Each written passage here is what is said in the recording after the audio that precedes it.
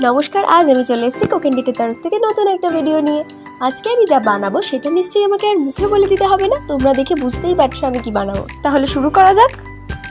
প্রথমেই আমি কড়াই অল্প করে সাদা তেল নিয়ে নিয়েছি। এরপর ডিমটাকে ভালো করে নাড়াচাড়া করে ভেজে নিয়ে আলাদা জায়গায় তুলে রাখতে হবে।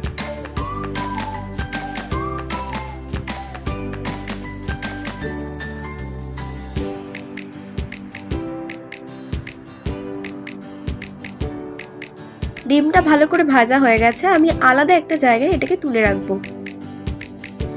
এরপর আমি কড়ায় আরও একটু তেল নিয়ে নিয়েছি। এর মধ্যে আমি দিয়েছি সামান্য একটু আদা আর রসুন কুচি, আর দিয়েছি একটা পেঁয়াজ। এগুলোকে হালকা করে একটু ভেজে নিতে হবে। এরপর আমি এর মধ্যে কিছু সবজি কুচিয়ে দিয়ে দিয়েছি। আমি এখানে সবজির মধ্যে দিয়েছি গাজর, বিনস, ক্যাপসিকাম আর বাঁধাকপি। আমি এখানে গাজর, বাঁধাকপি আর বিনসটা আগে দিয়ে দিয়েছি, তারপর ওগুলো ভাজা হয়ে আসার পরে আমি ক্যাপসিকাম কুচিটা দিয়েছি।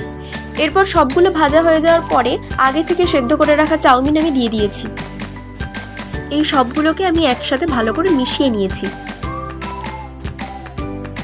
একটা সস আমি এখানে আগে থেকেই তৈরি করে রেখেছিলাম। 1 চামচ সয়া সস, 2 চামচ ভিনিগার, 1 চামচ টমেটো সস, 1 চামচ কাসুন্দি আর 2 চামচ চিলি সস দিয়ে আমি একটা সস রেডি করে রেখেছিলাম। এটা ঠিকঠাকভাবে মেশানো হয়ে গেলে আমি সেই সসটা দিয়ে আবারও ভালো করে মিশিয়ে নেব। এগুলো মেশানো হয়ে গেলে আমি এর মধ্যে দিয়ে দিয়েছি নুন। নুনটা আমি একটু বুঝিয়ে দিয়েছি, কারণ চাউমিনটা যখন আমি সেদ্ধ করেছিলাম তখনও নুন দিয়ে সেদ্ধ করেছিলাম, তাই এখন যখন নুনটা দিয়েছি একটু বুঝে দিয়েছি। নুন দেওয়া হয়ে গেলে আমি এটাকে একটু ভালো করে নাড়াচাড়া করে নেব। এরপর যে ডিমটা আমি আগে থেকে ভেজে রেখেছিলাম সেটা দিয়ে এটাকে আবার মিশিয়ে নেব। আমাদের চাউমিন প্রায় রেডি হয়েই গেছে। এটাকে নামানোর আগে আমি 1 চামচ গরম মশলার গুঁড়ো দিয়ে এটাকে ভালো করে মিশিয়ে নিয়ে নামিয়ে নেব। আপনারা চাইলে গরম মশলা গুঁড়োর জায়গায় আজিনামোটোও দিতে পারেন। সার্ভ করার সময় আমি শসা কুচি, পেঁয়াজ কুচি, টমেটো সস আর সামান্য গোলমরিচের গুঁড়ো দিয়ে সার্ভ করেছিলাম।